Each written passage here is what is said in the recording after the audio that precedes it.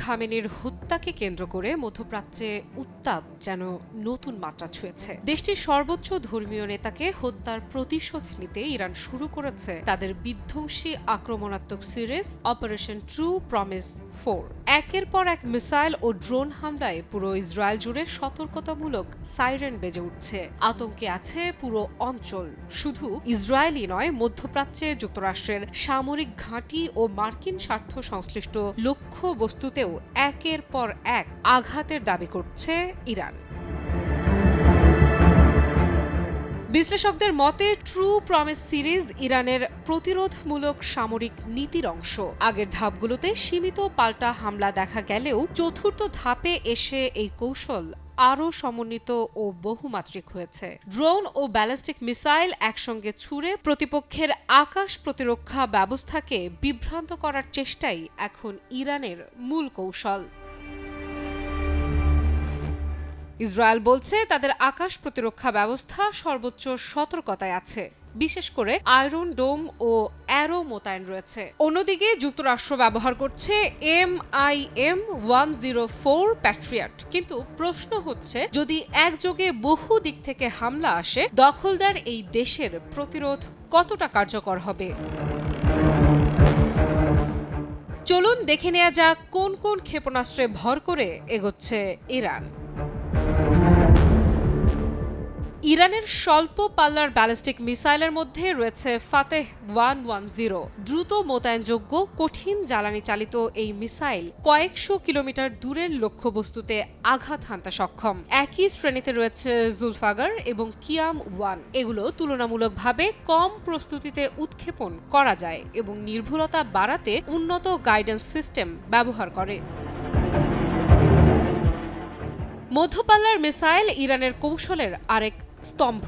ইরানের অন্যতম শক্তি খোররামশাহর ভারী ওয়ারহেড বহনে সক্ষম। ইমাদ ও গাদারও 1.5 থেকে 2,000 কিলোমিটার দূরত্বে আঘাত হানতে পারে। কিছু মডেলে শেষ মুহূর্তে গতিপথ পরিবর্তনের সক্ষমতা রয়েছে বলে দাবি তেহরানের। এতে প্রতিরক্ষা ব্যবস্থার জন্য চ্যালেঞ্জ আরও বাড়ে।